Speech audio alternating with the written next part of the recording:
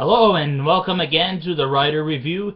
This is Eric Carruth Writer, and this week we're going to be taking a look back at the 1997 comedy Vegas Vacation.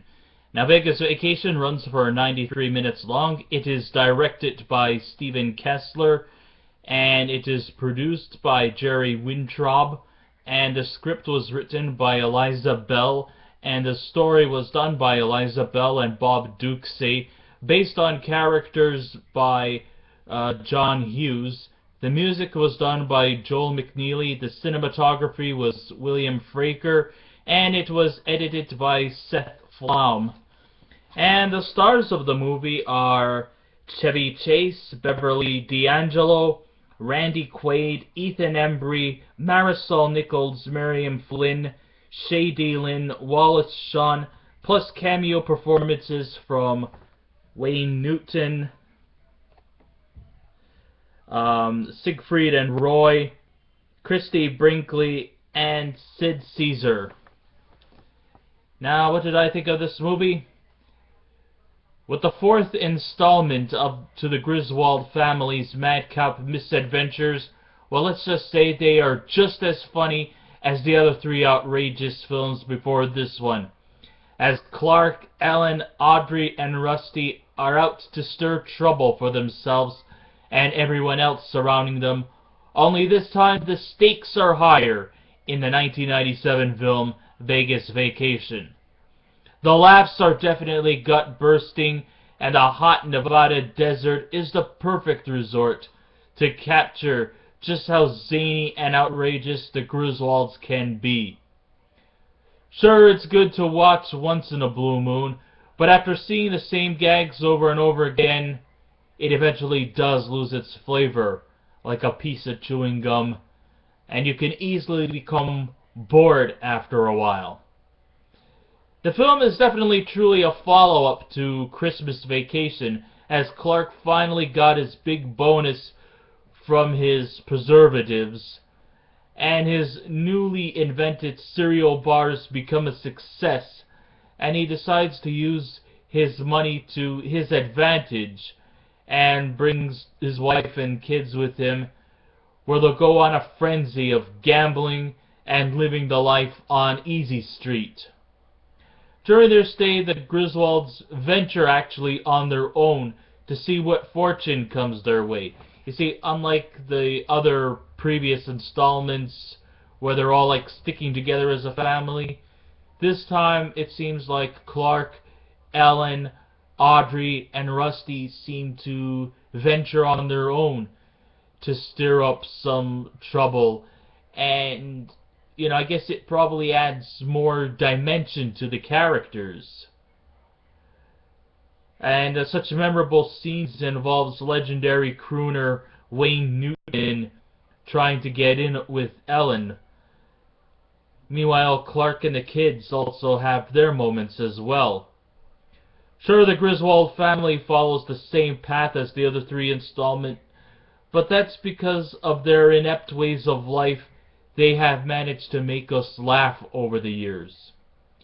We all come to the movies to see them struggle, fail, and try to move up, only to still remain left behind. But the thing is that we still find somewhere in our hearts to love these guys for that. And that's just what keeps the fans from coming into theaters for. We are all shocked to see Clark as he dangles off of Hoover Dam and crashing through Wayne Newton's house with the van. This movie is actually very rich because the film is somewhat unpredictable. Sure, I know that the gags and the stuff like that, if you watch it repetitively, it does become monotonous. But still, if you watch it like once in a while, you will realize just how unpredictable the Griswold family has been. And here is no exception. Sure, you think that they slowed the tempo down in Christmas Vacation, and of course, bringing the content from sort of a PG-13 movie to a more watered-down PG rating, but there's still plenty of laughs to go around. And I think the slapstick humor is still effective as we await for every gag to take its shape and every way for the Griswolds to try to bend it, to try to set standards for themselves. The laughs continue and it never gets bored the first time seeing it, at least. But after, multiple viewings, it does lose its flavor. So, maybe you might see it today, and then I would strongly wait for maybe another 2 or 3 months again before you want to watch it again. It's just like the movie Home Alone. At first, it's exciting to watch for at least one viewing during the Christmas holidays, and it's good to go back to it maybe next year. Or you could even watch it, any time of the year. But just don't watch it over and over again, because then eventually you'll get tired of it. And I think maybe I might be saying the same on behalf of other movies too. But this one here in particular. Sure, Clark and the gang had their moments of laugh till your stomach bursts moments. However, the funniest scenes will involve the funniest supporting player to the Griswold clan. I'm talking about Randy Quaid's cousin Eddie. From the first and third installments, he wasn't in European Vacation. He was always a dynamic character, and the reason why is that even though he's dumber than rocks, his heart is always in the right place, and he always looks out for Clark, even in the most dire situation. And in this case, Clark has spent over $20,000 gambling and losing all his profits. And even that eventually made Cousin Eddie's head explode. But he's still, the supportive family member. And even through troubled times, it's always good to have a Cousin Eddie with you. Sure, he's definitely not the smartest guy you'll ever meet, but his heart is always in the right place.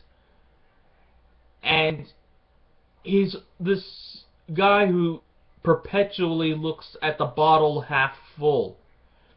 So if you're down and out, he's always around for you. I don't think there's a single ounce of mean-spiritedness in him. Maybe he might come across as being a bit naive, but even I think that might be a misnomer. I think that's just there to sort of like cover up his real psyche.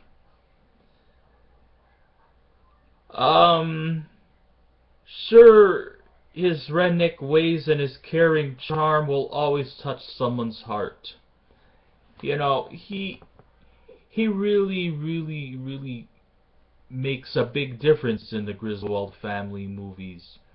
He wasn't playing a big part in the Vacation movie, but he does have his moments. Christmas Vacation, why, he was like probably one of the funniest characters in the movie, with honorable mentions being, of course, Clark himself, and of course Aunt Bethany, she too also.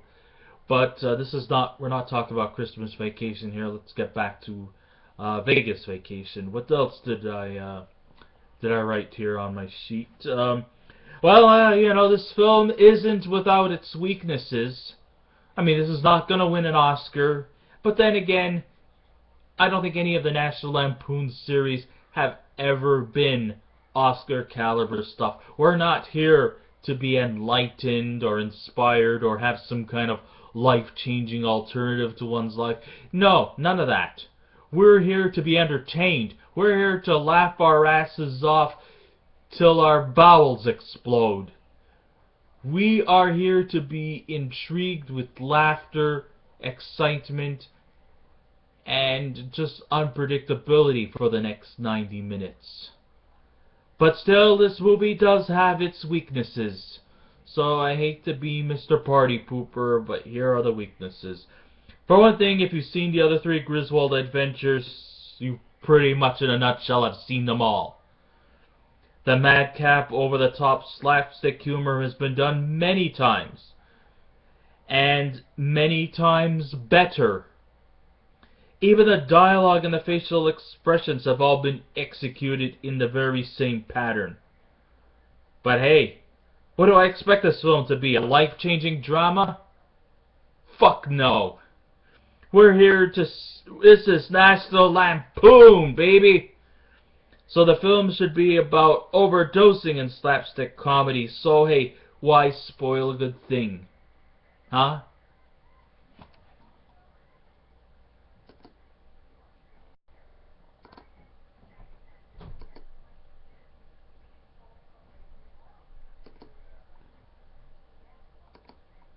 Alright, let's see what else is there.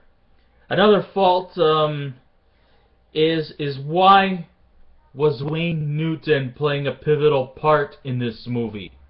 He would have been just fine, just, you know, maybe in 1 or 2 scenes.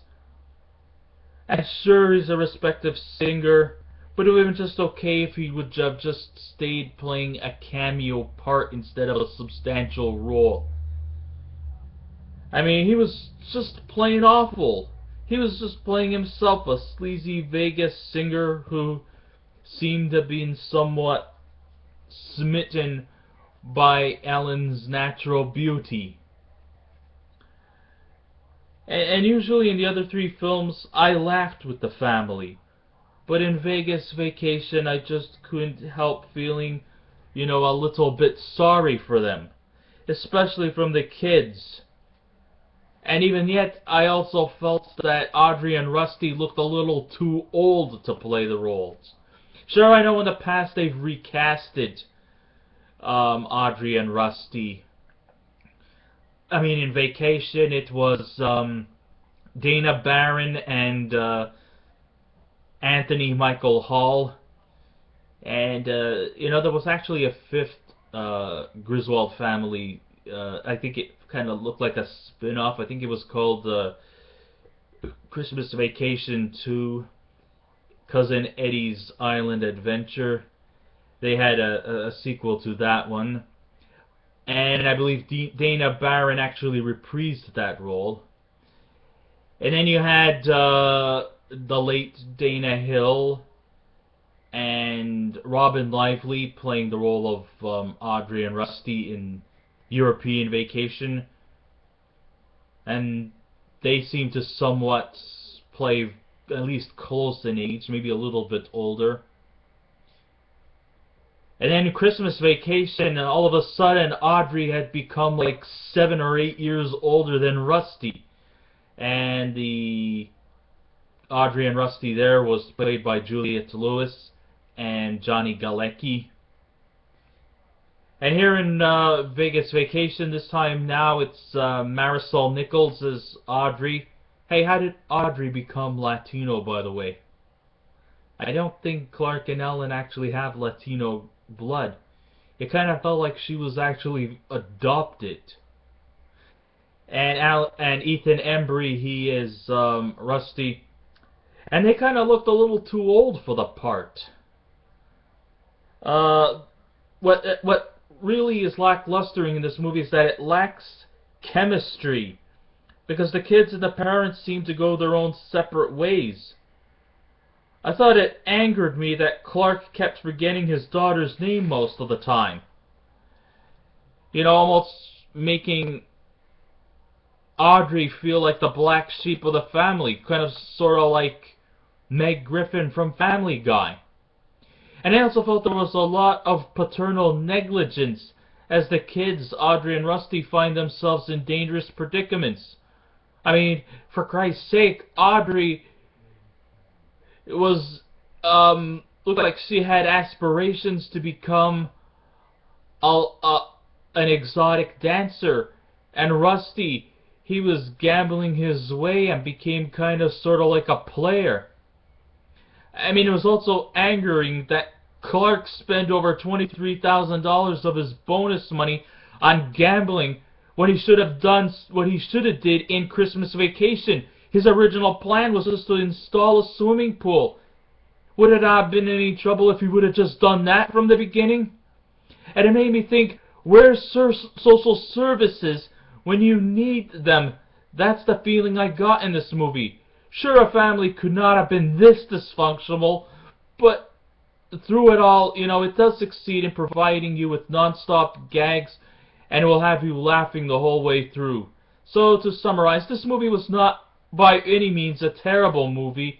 The laughs are plentiful, and you'll surely have a good time. And Randy Quaid, well, he's just as wonderful as Cousin Eddie, and I would recommend this comedy, and really, there's really nothing more to that. So I thank you all for listening in. I of course give this movie a 7 out of 10.